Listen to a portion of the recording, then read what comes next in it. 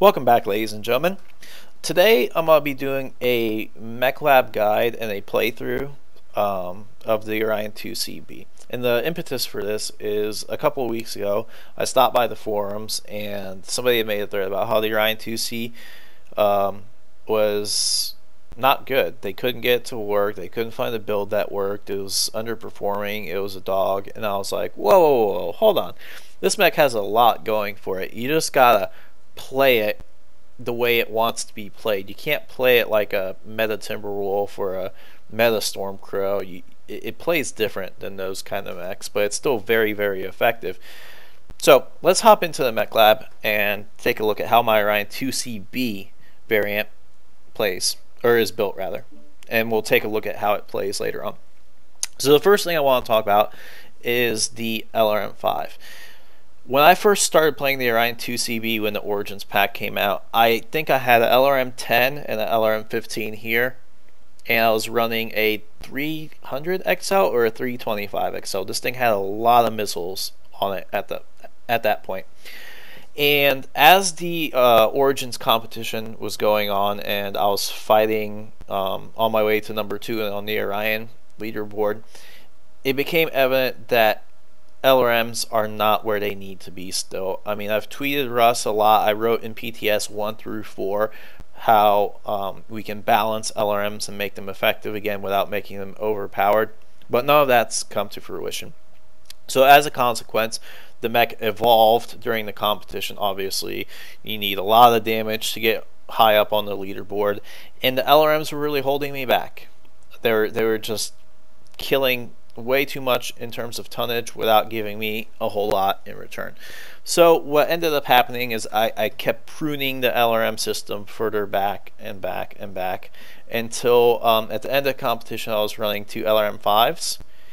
But after the competition, when I missed out on number 1 by a little bit, I realized that had I taken the second LRM5 launcher off, I probably would have gotten number 1, because there's a lot of matches where I came up short on kill most damage done by a tiny bit, just because I had to start throttling my damage basically because I was overheating when I'd find a mech that was isolated and I could lay into them. So this version that I run now has only one LRM5, and the reason I kept the LRM5 is because there's 3 advantages. One, it helps your teammates with indirect fire support. So as you're moving to a new position or repositioning, you can help your teammates. Okay. The second thing is that for competitions, it helps with your ability to get kill assists. Like if you just finished your firefight in your area of the map, and there's a couple of mediums duking it out somewhere on a different part of the map, you can help your teammate as well as racking up a kill assist as you're moving into position by using the LRM5. So that helps in competitions to get kill assists. And then the third reason is psychological, because anytime a player hears enemy missile incoming, they're going to be hesitant to move out into the open. A lot of times they're unsure, for all they know, it could be a LRM Warhawk or a LRM Mauler or a Catapult or a Mad Dog. They can't be 100% sure of what's launching the missiles. Even if they do find out what's launching them, sometimes they're hesitant because another mech could show up, obviously. And the thing about LRMs is, they're not that great, but if you're caught in the open, unprotected by AMS or ECM, they are amazing DPS weapons. Like, they absolutely melt mechs. Yeah, they're spread out all over the place, but it doesn't matter. Their DPS is so incredibly high. So, essentially, by equipping an LRM5 and just launching a missile at an enemy mech from time to time, it denies them the ability to get to a position on the map that they want. So those are 3 reasons I kept the LRM5. Now, the rest of the weapons platform is more or less the same as when I started playing the Orion IICB. So we've got your 2 ER larges here. At one point I did run 2 large pulse for, I think, like a 55 point alpha. But I changed it up, and I'll explain a little bit later why I went with a little bit less alpha build. So you've got your 2 ER larges, you've got a Gauss rifle, and then 2 mediums. So basically the primary strength of this mech is going to or I guess the primary advantage that this mech has over other mechs is that right here between the two ER larges and the Gauss, you have exceptional long range firepower.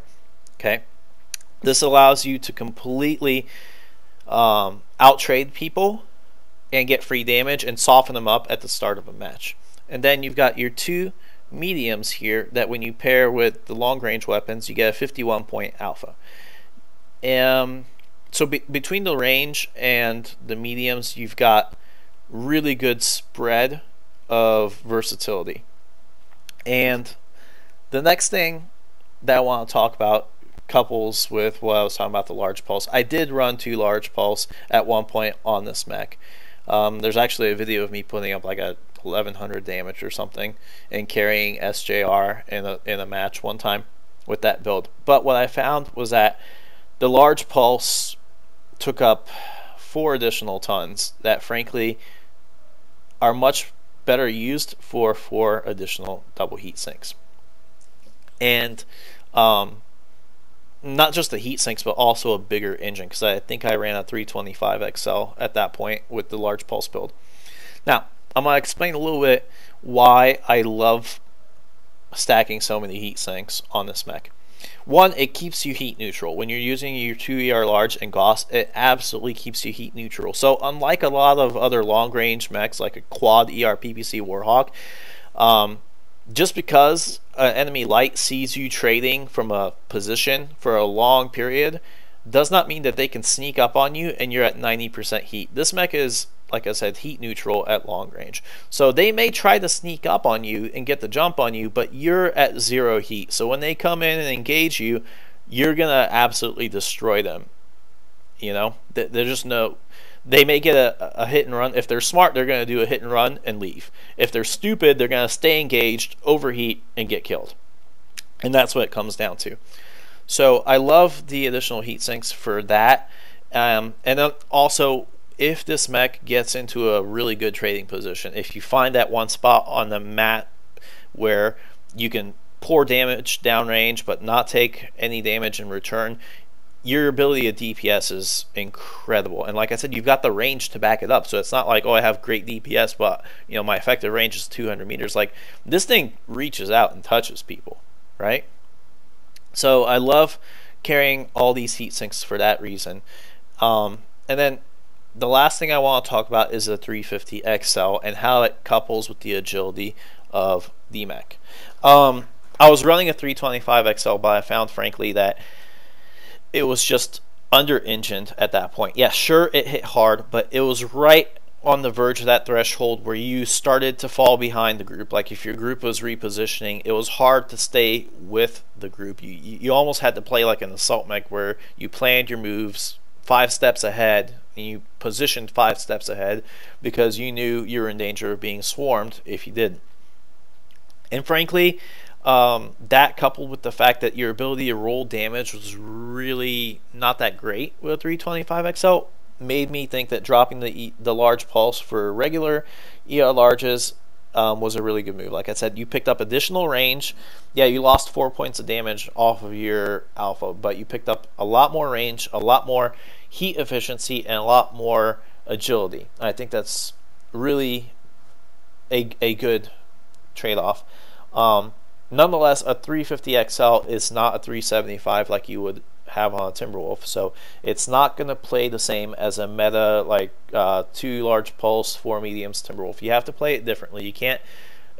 The primary difference in playstyle comes from the fact that you cannot arm lock the mech the entire match. You have to have your arms free for certain parts of the match, because the Gauss rifle, like I said, the 350 XL does not rotate that fast. The Gauss rifle is not going to be able to get trained on the target, so either you're faced with the proposition of doing no damage because you couldn't get your crosshair on the enemy fast enough, or you have to unlock the arms, get the damage you can from the lasers, and then hopefully the torso rotates by the time the lasers are done with the burn and your Gauss is charged. Hopefully the torso is lined up and you can take your Gauss shot at that point. So that's more or less the primary playstyle difference between that and like other meta mechs, I would say. I think that covered everything I wanted to address about. Two more things actually. Sorry, guys. The first is I don't know when this mech was buffed, what patch, because I was not playing at that point. But this mech has gotten structure bonuses because I guess people said, it sucked and enough people complained. I thought the mech was great to begin with, but I'm not going to complain. So basically, in addition to all these benefits that the mech has that I just told you guys, it picked up structure buffs. So you got 12 on the CT, looks like 8 on the left and right torso, 6 on the arms, and 8 on the legs. So those are very good. I'm not going to complain about it. They're free survivability. I'll take it. And the last thing I want to talk about is another playstyle thing. Okay, this mech is right hand dominant, and I think that's really good for the way MWO plays, because most of the matches the teams are rotating in a counterclockwise position. It's that NASCAR effect. Even though it's gotten broken up, it's not as bad as it used to be. It used to be really bad NASCAR. Now that the new maps have come out, like Grim Plexus and the redone Frozen Sea, there's large areas where long-range weapons are really the only way to do damage. And I think that's done a lot to halt the advance of, or I guess the perpetuation of the NASCAR mentality, because there's just areas where no matter how hard you NASCAR, you're going to be out in the open and you're going to get shot by long-range weapons. So maybe you stop the mindless running in a circle because it no longer is the most effective. There's certain situations where if you do that, you're seriously going to get yourself killed. So that has helped a little bit with stopping the NASCAR, but it's still present. Most of the time it's slowed down the rate at which you NASCAR, but I think it's still present. It's just a little bit slower, which I'm okay with. But the point that I'm trying to make here is it ties into your Orion IIC, is that because you're still rotating counterclockwise, you're going to be shooting from the right hand side. That's usually the side that you're going to peek from first, I guess. The great thing about this mech is that its cockpit is off the center line. So between the cockpit being off center line, the Gauss being on the right hand side, and your main weapons, your main long range weapons being on the right hand side, this mech is really good at peeking. Like say you're coming around the corner, you peek from the right hand side and you're only exposing half of your mech, maybe even less, probably less, because you can actually still see. Even if half your cockpit is covered from the building, you can still clear the Gauss and you can still clear the ER large. So you're exposing a very small section of your mech a lot of times when you're trading. Like obviously if the map, if the team decides to go clockwise, then it's a whole nother ball game. That's not really your strong side. But like I said, the way most matches play out, it's really good at poking from the right hand side and exposing very little of the mech and still getting a lot of damage out there. So that's another thing that the Orion IIC has going for it, not just the 2CB but all variants of the 2C. So make use of that when you can, guys, because it's very important. It's basically free damage when you're trading like that, and only a sliver of the mech's exposed. You're instantly in cover as soon as you're done firing.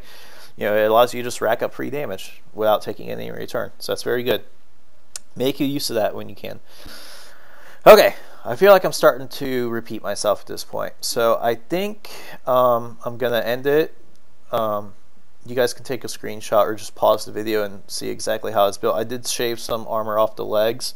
It's okay. Other than certain situations, I think shaving armor off the legs is still a valid thing. I don't think it's too bad. I shaved a little bit off the head. The Orion's cockpit is very hard to nail, so shaved a little bit off there, but kept quite a bit as well. So there you guys have it. Feel free to copy this build, use it for yourselves, play it. I think it's really great fun. It's a lot more engaging to play than you know, a simple one-button point-click kill build. I think it's a lot of fun. It's more versatile, and I think overall it's more of a team-oriented mech, you could say. But I mean, boy, does it ever hold its own. So there you guys have it. That's my mech lab analysis of the Orion IIC. Hope you guys enjoyed it, and now let's get into a match and see how this thing performs on the battlefield.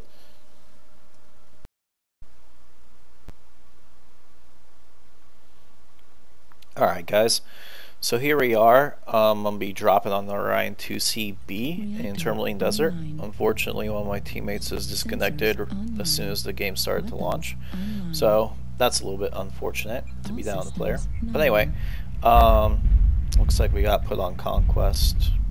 One of the lights is going to have to cap that because I am not going off chasing cap points, and that's something to reiterate. I still see a lot of people doing this, like especially on Tourmaline for some reason. Like you'll see assaults randomly wandering out to cap a point, getting isolated and murdered, or you know, just being out of position to the point where they can't help their team engage whatsoever when the melee starts.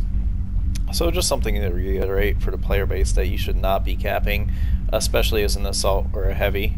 Your guns need to be in the fight. Is this player AFK? Is this archer AFK? Excuse me here. Let's see if I can line up some shots. No, he's gone.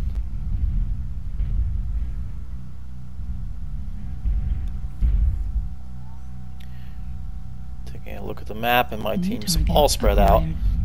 But there's a Raven that's isolated, so I'm gonna go chase him down real quick with the lights. Or no, I'm not. No, as a matter of fact, I'm not. I do believe that Ice Ferret is AFK. Yeah, he is. So I'm gonna LRM, and that's one of the nice things about a mixed build, is that you can LRM and support your team as you're moving into position.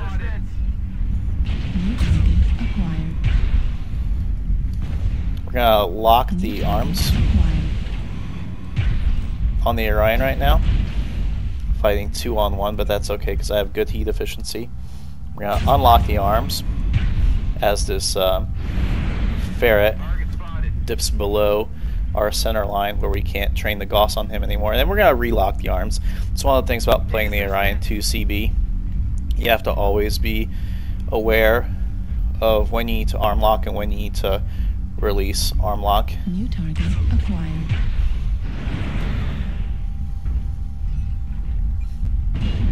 I managed to get their attention. I'm not sure that was a good idea. Since there's 3 of them looking at that corner, I'm going to just reposition. And that's one of the things about playing this build. Because of the ER large and the Gauss, you have quite a good range to engage from. So you can afford... Oh dear lord. Oh my god, my Raven went after that Spirit Bear. What are you doing? I can't... I don't know if the alarms are going to clear. Some of them cleared. Alright, I'm coming to help you, buddy. Just keep it together.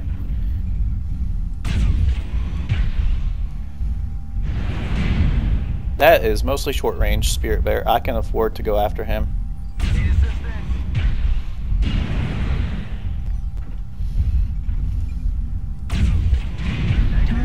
And he is down. Unfortunately, that archer is not short range, and his buddy's spotting me because, you know, that's cool, and I'm unsupported as usual. So I'm gonna switch here and flip with this hunchback.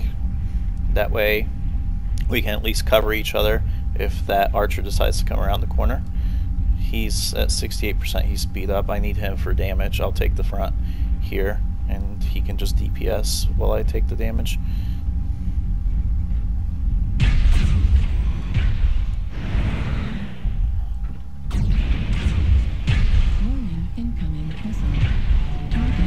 Whew. Messed up my Gauss charge cycle there a little bit, but that's okay. Oh no. New target I did not want the Hunchy taking the lead on this one. But as you can see here, I'm using the long-range weapons and the heat efficiency of this mech to absolute Great effect. Target destroyed. There we go. The Hunchback nailed him with a dual Gauss shot. Very good shooting, buddy. But I'm gonna unlock the arms just in case someone comes around the corner. I need to get a quick shot on them, because when you arm lock the torso, since it's running a 350 XL, it does rotate a little bit slower than you would prefer. Our situation is not looking good. Looks like we're gonna have to pull some things out of our butthole here. Target acquired. Warning, incoming missile. Target destroyed. Nice. Ammo at 25%. Great shot. Alright, I'm out of Gauss though. That's not good. I don't know where those lerms are coming Target from. Oh. acquired. Lock the arms again. Warning, incoming missile. And try to hide from the LRMs. I don't have radar depth, so Critical damage. I'm actually getting hammered, Missile. and someone's shooting my legs off. Flag critical damage. Warning, incoming. And I literally cannot escape because my team Acquired. refuses to engage this archer, so I'm gonna die here. Warning, incoming missile. Left arm. And someone's just target locking me nonstop. It's probably that Hellbringer. Target acquired. Flag destroyed. That was close. Destroyed. But I'm effectively neutered here. I can't move. That LRM archer is gonna destroy me if I peek, so I'm gonna stay calm. But essentially that's really what this mech build is about. You've got your LRM-5 for fire support and helping out, and a little bit extra damage when you're trading as well. Outside of that, you're going to use your ER large. Acquired. See, for example, I'm going to be using my LRM here when I can't really engage because I'm totally messed up. But you're going to be using your long range weapons as best you can. Oh man, that Gauss just barely missed. Gauss ammo deployed. And I'm out. That was a poor shot for me to take, actually. With my Hunchback, I'm going to arm lock to get the maximum.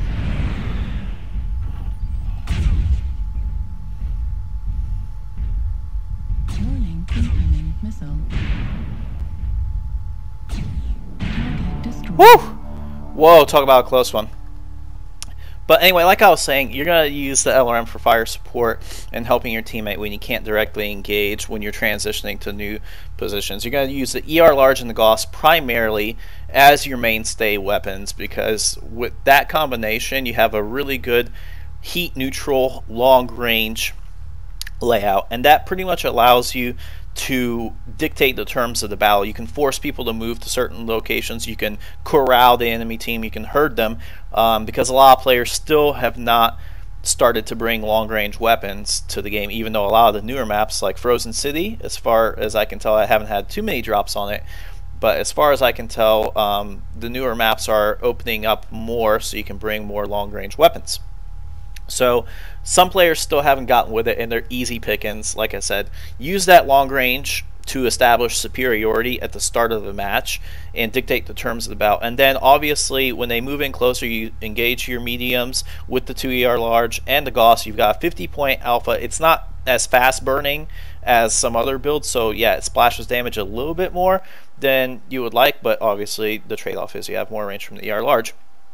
But what you lack in pinpoint damage at mid-range, you more than make up for the fact that you are so incredibly heat efficient. Between the heat sinks of the mech and the fact that you're only firing 4 lasers, 2 of them mediums, 2 of them large, the mech is incredibly heat neutral. I mean, I think you guys saw, I don't even think I touched my cool shots that match, as a matter of fact, and that was tourmaline, and tourmaline is pretty darn hot. So that is more or less how you're going to be playing the Orion IICB as I have built it. Once again, you know, the mech, I believe, is a really good all-around platform. That's always what an Orion has traditionally been. It's been a mixed loadout since even before the 2C came out, the original Orion. They were always mixed builds. So play to the strengths of the mech, and I think you guys are going to have a lot of fun with it. Like I said, it's a jack of all trades, master of none, but that versatility allows you to never be in a spot where you're incapable of defending yourself, or at least putting up a fight. You know, you may get outranged by some dedicated snipers, you may get out alphaed by some dedicated mid-range like 5 Meads Gauss builds, but overall the mech is super balanced, and yeah, I think it acquits itself really well and holds its own. So I hope you guys enjoyed that playthrough and the mech lab, and yeah, I hope you guys pick up some Orion IICBs and have fun with some mixed loadouts. So, alright, that's all for now, guys. Take care and happy hunting until next time. Peace.